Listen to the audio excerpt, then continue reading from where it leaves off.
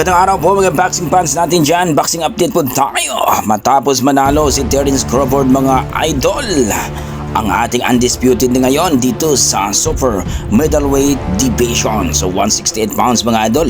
Hinakot, nilimas ni Terence Bud Crawford ang mga belt ni Canelo Alvarez mga idol. Kahit ganun pa man mga idol na tinalo ni Terence Bud Crawford itong si Canelo Alvarez mga idol via decision. Ayon sa ating mga boxing fans mga idol na dapat tabla at magbigyan daw ito ng rematch itong si Canelo Alvarez mga idol para makita kung sino talaga ang mananalo sa dalawa. Kumbaga mga idol, hindi daw kumbinsido ang ibang mga boxing fans mga idol, dapat daw TKO at knockdown itong si Canelo Alvarez. Dahil siya daw ang kampiyon dito sa kanyang division mga idol dito sa super middleweight division mga idol. Puntos lang daw. Bakit? Nanalo pa itong si Crawford mga idol, pero kitang-kita naman na dito mga idol na lamang talaga sa puntos itong si Crawford. Pero bagamat ang sinabi ng ating mga boxing fans na dapat impresibo, TKO at knockdown daw talaga itong si Canelo kung ito ay nanalo itong si Crawford. Kaya pagbigyan daw itong si Canelo Alvarez mga idol na magkaroon ng rematch dito kay Crawford. Hindi naman daw mandatory itong si Crawford, kaya pwede daw bigyan ng rematch kung sakali mag-rematch mga idol.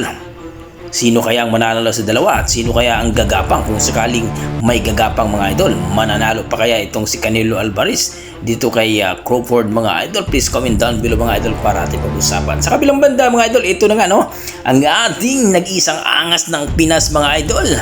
Bagamat inangasan at sinabi nila na nawala daw ang angas ni Casimero, mukhang natakot daw dito kay Kameda mga idol, ang pinsan ng kanyang promoter na si Cookie Kameda mga idol. At dito nga ngayon mga idol no, sa kanilang face off kahapon ay talagang maangas talaga, literal na maangas. Pinatanggal pa ang shade ni Casimero mga idol at tinanggal naman niya, at dito ay talaga namang dinumog ng media ang ating pambato na si Cuadro Alas General Casimero mga idol. Ayon sa ating pambato mga idol, hindi naman daw talaga niya dapat labanan itong si Kameda mga idol, pero ito daw ang binigay na kanyang promoter mga idol. Kumbaga gusto daw niya makalaban talaga si Luis Nery, pero ganito pa nun mga idol, may laban daw si Nery mga idol at sabay pa sila. Kumbaga main event daw itong si Luis Nery at siya daw ang main event mga idol.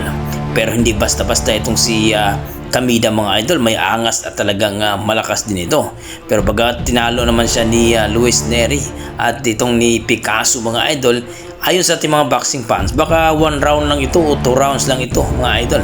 Pero ayon kay Casimero mga idol, gusto daw niya na magiging 4 division world champion mga idol dito sa division ng 122 pounds or super bantamweight division mga idol.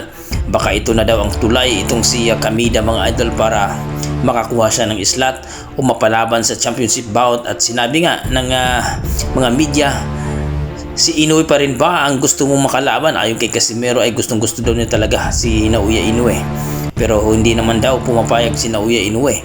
Pero ayon sa ating mga pinagkakatiwalang source mga idol, galingan lang daw ni Casimero ngayon sa laban. TKO at impresibo daw ay talagang lalabanan daw siya ni Naoya Inoue mga idol. At dito nga mga idol, sinabi ni Cuadro Casimero na talagang impresibo daw takala ang kanyang dapat no na resulta sa kanyang laban ngayon.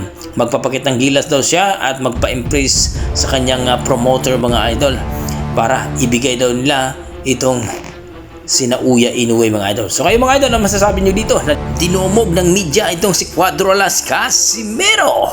Please comment down below mga idol para ating pag-usapan. Maraming salamat. Ito na maganda yung papakita ko sa laban na to, o matapos ko agad yung kalaban ko ngayon, tapos maganda at knockout.